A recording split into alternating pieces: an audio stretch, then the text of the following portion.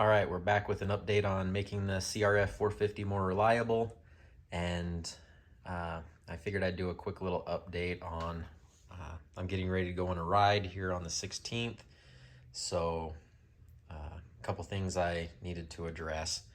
One, this is the R model, which this one has an exhaust system on it that is currently stock, as you can tell. Let's see if I can zoom in on here.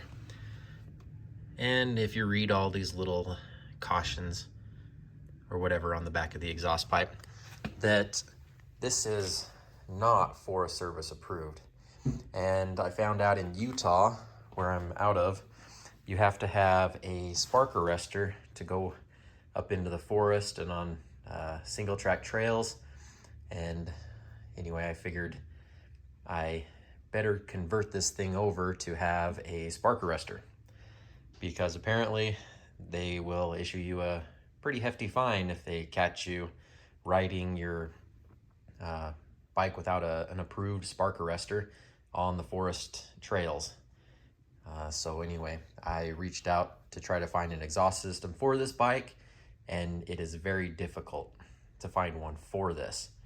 FMF makes a slip-on and a full system for it.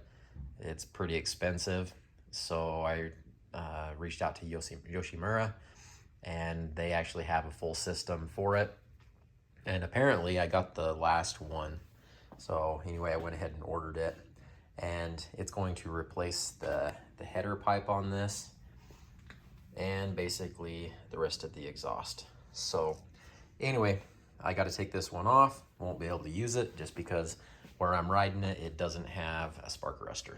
So for those of you wanting to ride your motocross converted bikes on it's like single track trails, you might look into the laws regarding the spark arrestors, whether you have to have them or not.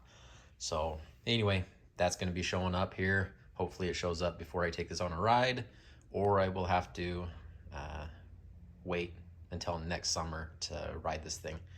And I'm hoping to take it on a trail shortly.